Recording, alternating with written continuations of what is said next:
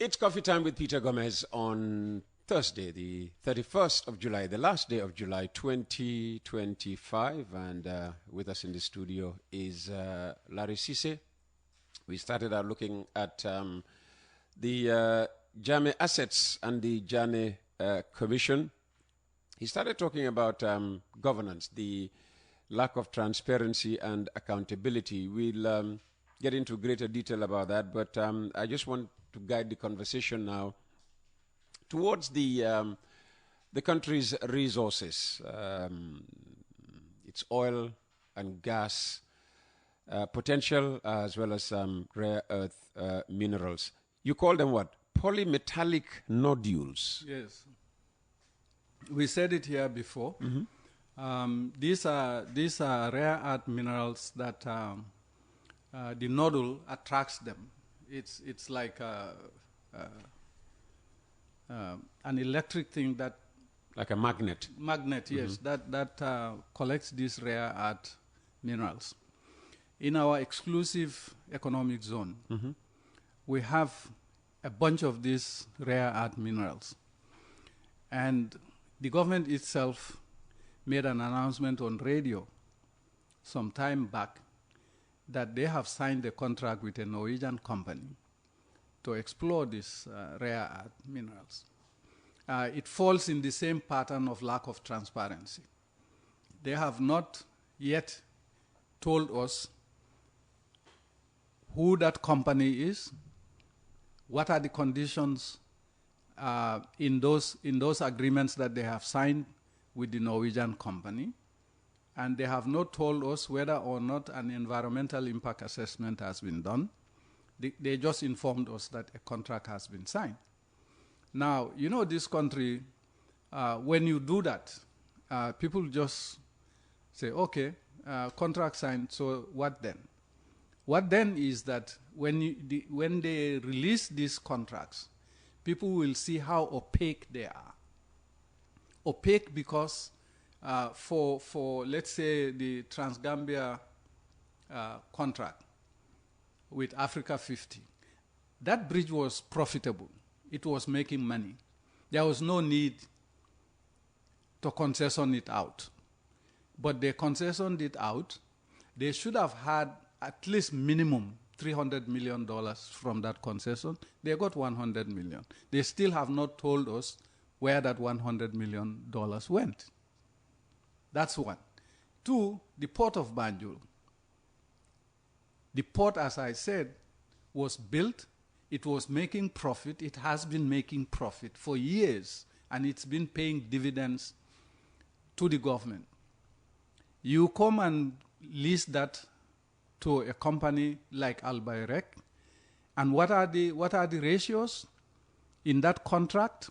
Albayrek gets 80%, and the Gambia government gets 20%. Now, how opaque, more opaque can you be? Then, the revenue sharing part of the contract, they have not released this part of the contract because I can bet my last penny that the revenue concession agreement is something like 96% for Albayrek and 4% for the Gambia government. Let them bring the contract out, Peter. There is no deflections, no personal attack. Just bring out the contract. Okay, explain this to me. There's the 80-20. 80-20. And now you're bringing this possible 96-4. Yes. Okay. So yes. The 80-20 is for what? The 80-20 is the shareholdership. That is the shareholdership. Now, how did they arrive at those kinds of ratios? A built port that is profitable is making dividends. It's paying dividends to the government. You give it as a concession, and in the concession, 80% goes to a foreign company. Okay. That foreign company is supposed to deposit a certain amount of money for the contract to kick in. We understand that portion of the contract also was waived for them. These are serious allegations that can only be solved not by press releases or release the contracts. Let us see.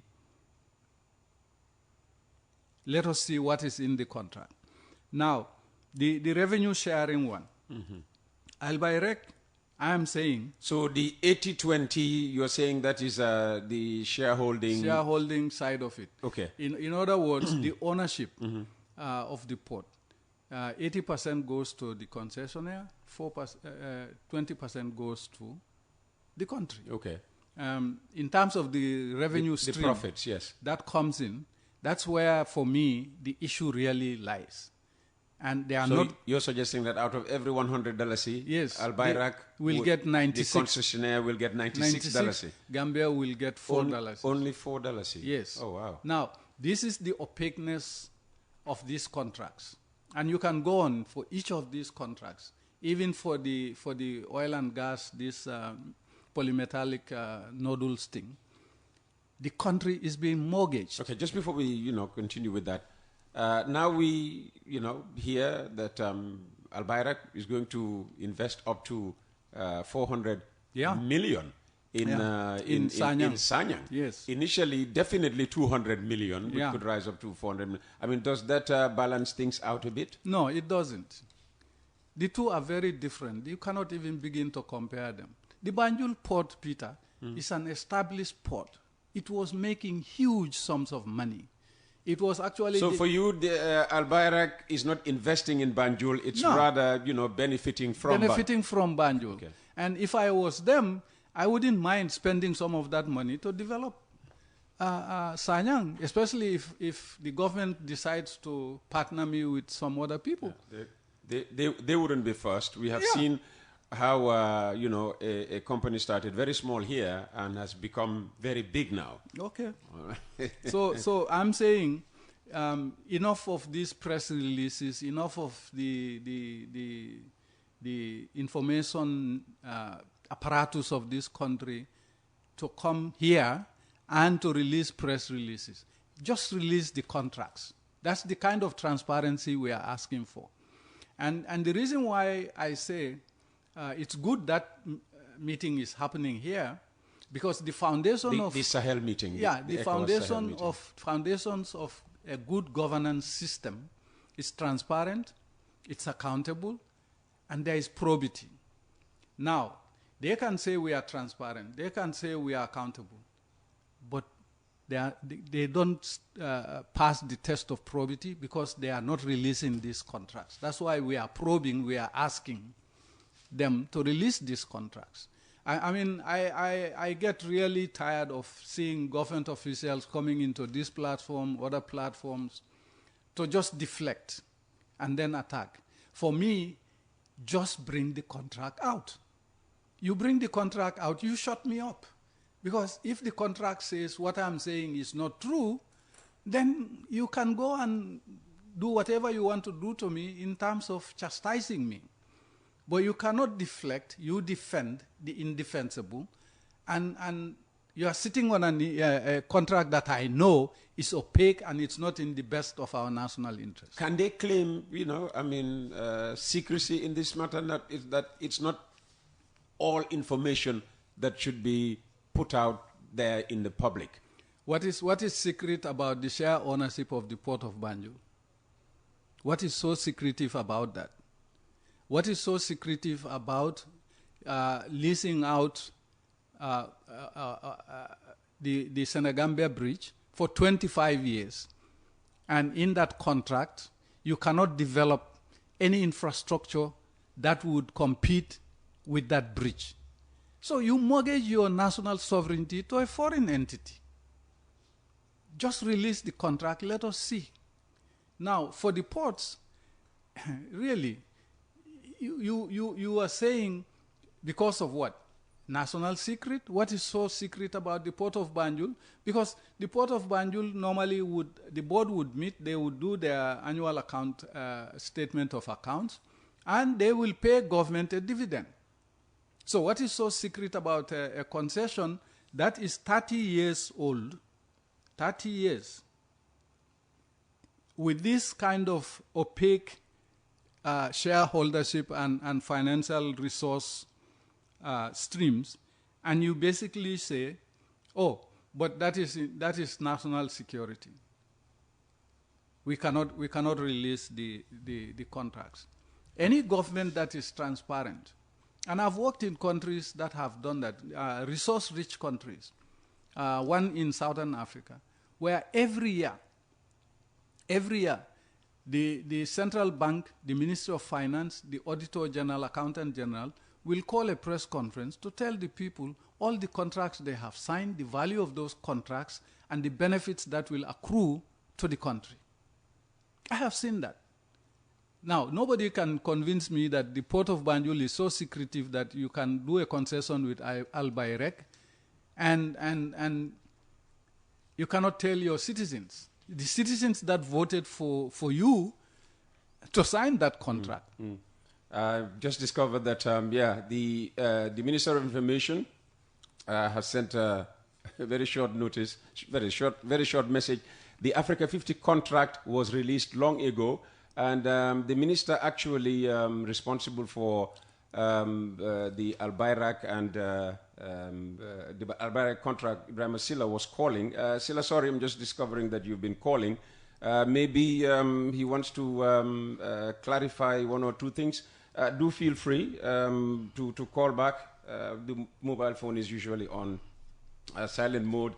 Maybe you'll be able to tell Lare where to go and see the full contract. So Ibrahim Silla, if you're still listening and would like to call back and maybe either see clarification or clarify anything, do go ahead. I have the phone in my hand now, so as soon as he calls back, we will deal with that.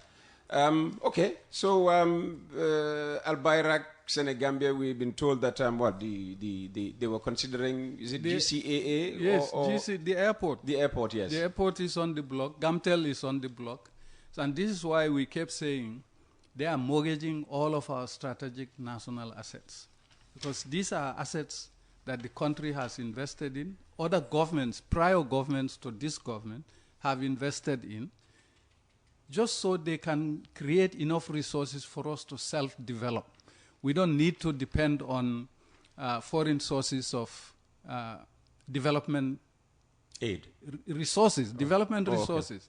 Okay. And talking of what these two gentlemen are talking about. Let me very quickly take Silla on. I believe he can hear you now. Yes, go ahead.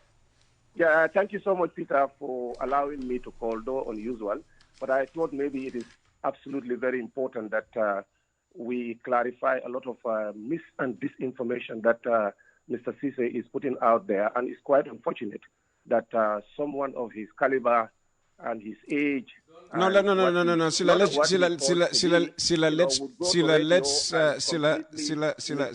let's go straight to the issue. What are you seeking to clarify? The misinformation that he's putting out there. This contract was negotiated openly.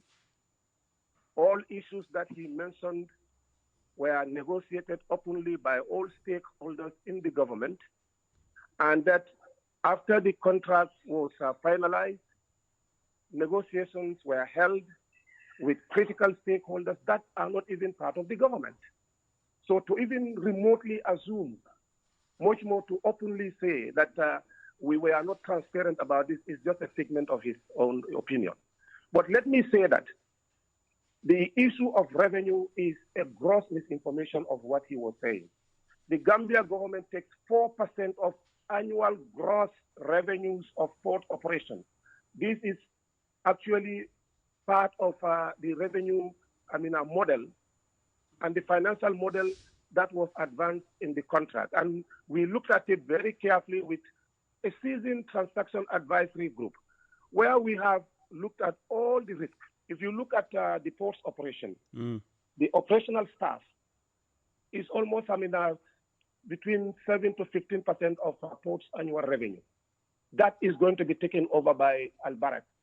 All the risks associated with operating this port and the port of Sanyan that will be developed are taken over by Al Bayrak. And if they fail in any of those risks, we have castable bonds that will be cast in favor of the government. Sila. All right? Sila. Hold on, let me finish, because when he talked about revenue, it's so short-sighted to even assume that somebody of his capacity that claimed to be a financial expert could not even tangibly say that, for example, your operational cost, running a port, the operational cost and everything is part of the revenue forecast. That goes to Al-Barak, is on them.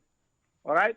What government is taking, including our 20% share of the profit, is the gross revenue of 4%. And that they are going to take over the salaries of all the operational staff. They are going to take over the operational cost of the port. Put all these things together. If you monetize them, Gambia government may even go beyond 50% if you are going to monetize these things. It is quite unfortunate that the likes of Sila,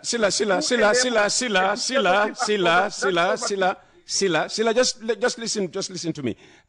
You talk about risk. What risk is there? Was Gambia Ports Authority coming to the government for money to pay the salary of their workers? Was the Gambia Ports Authority not paying dividends to the government? So what risk are you talking about? The only time the Gambia Ports Authority paid dividends following the coup of 1994 was 2018, and then that was given in 2020 and then 2021. So the port, it's only when this government came in. So the port was profitable. The authority started paying dividends. No, I'm just saying this because these are records. No. The records are there. The facts are there. No, but the argument always has been, why would you give out a profitable entity? I mean, it's not like about giving out. It's a partnership. Peter, there is no port in West Africa or in any part of Africa apart from Guinea-Bissau and the Gambia that is in the hands of the government. We argue this over and over and over again. Okay. We have argued this. This man that is sitting in that... Again, we will not countenance, personal attacks. There's no point about that. The point is you have clarified the 496... And that is okay. If you have additional information, then maybe we go ahead with that. Do you have anything additional? I mean, it's just a clarification that I needed to make because to harp on this type of misinformation is just which has been made. Sila, thank you so very much. The guest is Lare Sisay. Let's continue. Yes, I wanted to ask Ibrahim Sila, the minister. When this port concession was signed, did he waive anything for Al-Bayrek? Let him answer that question. Did he waive? Yeah, the way things are going, it will just be No, but I started by saying they will not give us the contract because I have looked for this contract everywhere. I can't find it anywhere unless I went outside and found it somewhere else. That's how I got to know these things. And I think Dr. Gajigo also has done a fantastic job of revealing what is in this contract. We all agree it's an opaque contract. But I said... So, okay, if government claims that the Africa 50 contract is published, you're saying the Al-Bayrek contract has not been published? I'm saying I have not seen it. You've not seen it, okay. Yes. All right. Well, Sila, in that case... that's a need apparently. Let's have that. Okay. But you see what I'm saying. Instead of sticking to the issue, they go personal and attack you, and I'm not going to accept that anymore. I've taken a lot of flack from these people. I don't think they represent the best interests of this country by signing these contracts. That's my feeling. And that has got nothing to do whether I am a so-called financial expert or not. I've done that abroad for more than 20 years. And I've done it quite well. So let him just come out and tell us as taxpayers what he has done with this contract. I'm challenging him to come out and say, I have not waived anything for Al-Bayrek. I'm challenging him to say, the Port Authority is not profitable, and that's why we are concessioning. And I'm saying it is very profitable. It is paying dividends, according to him. He's saying only when this government came in. That's misinformation. the port authority in Yahya Jammeh's time was making money. It was paying dividends. It was doing the same thing in the Jawara regime. How come a profitable entity like that all of a sudden will be concessioned out in this opaque way, 80%, 20%, 96%, 4%? Who is going to condone that from our national leadership? And you are telling me all the stakeholders have been consulted.